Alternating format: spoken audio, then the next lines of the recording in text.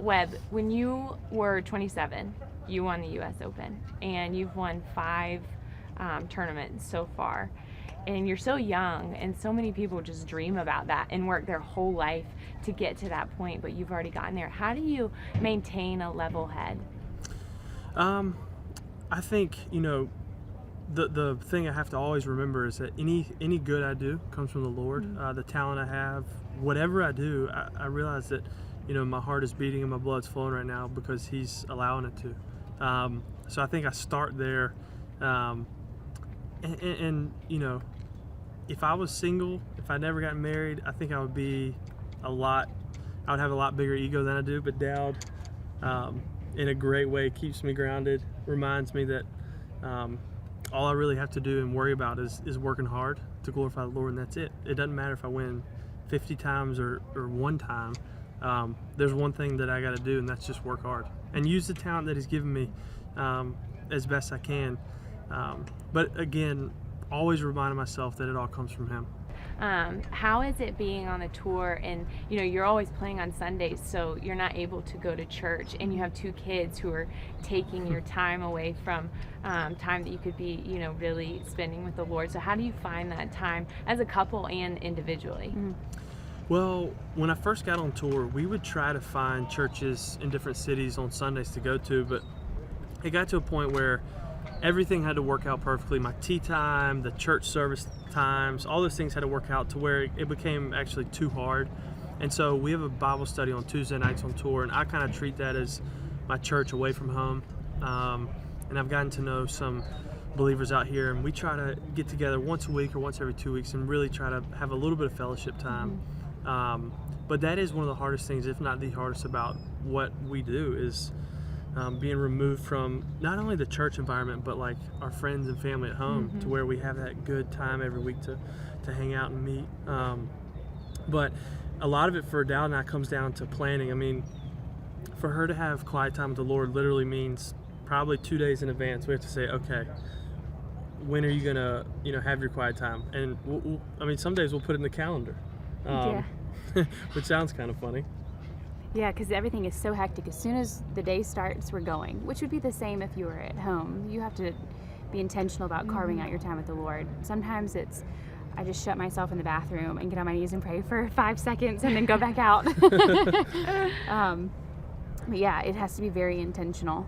The other thing that we like to do with the kids is we do a devotional every day.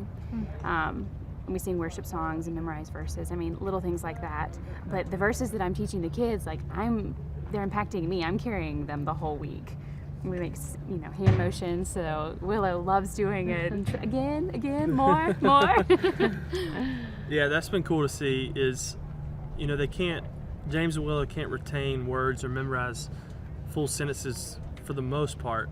James is starting to, but Dowd's done a really good job of teaching them and they get involved with, like she said, their hand motions, and they kind of are starting to understand it. And, we'll say, where did all gifts come from? And they'll say God. And do they know what that means yet? Probably not, but at least it's getting them to think, okay, ultimately, good gifts don't come from mom and daddy. Where do they come from? So, even though they're so young, we're trying to train them to start thinking that way. Mm-hmm. Yeah. Well, you guys went through quite a faith journey when you were in college, before you got married. So tell me a little bit about that. Okay, so in college, definitely not walking with the Lord. I could wear both hats. I could say, yeah, I'm a Christian. I believe in God. I believe in Jesus. But my lifestyle was not reflecting what I was saying I believed. So I partied really hard and made choices that I look back on, and at the moment I thought they were fun, but they were completely lifeless. They were empty. They were devoid of anything worth living for. And I think that reflected in our relationship. I was head over heels in love with Webb, and he took the place of God in my life. He was up on a pedestal. I defined myself based on our relationship, which was weird for me because I'd never done that before. I was very independent, but then my identity became Webb, pretty much, and I had lost touch with a personal relationship with Jesus.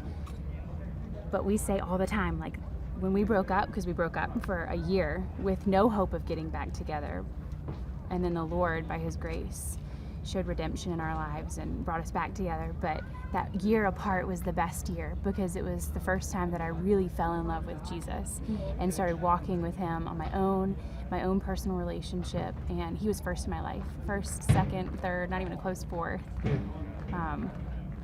Well, what was it like for you during that year? It was super hard at first. I mean, I remember the day she showed up in my house in Winston to break up with me. I remember just kind of sitting there crying like a baby when she left, because I knew how serious she was about, I mean, it was a breakup, but it was a no contact breakup. But I remember specifically sitting there on my couch, and you know, growing up, I've always had the personality that every day is a great day. I never had a bad day. You're the happiest guy you know. Happiest guy I know. I can make fun of that a lot because I said that one time. But I remember feeling pretty lonely and depressed for the first time in my life. And I remember specifically God kind of, you know, whispering, you can do life with or without me, but with me it'll be way better.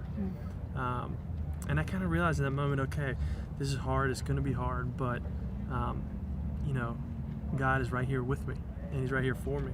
And so it was really up and down. I mean, I'd have these really high highs and low lows, because every bit of me wanted to call her and see her and talk to her and hear how she was doing, but I knew that I just kind of felt that it wasn't the right time. And I felt a lot of peace towards the end of 2008 when I came, you know, back to Charlotte to take her on a date, and we got back together.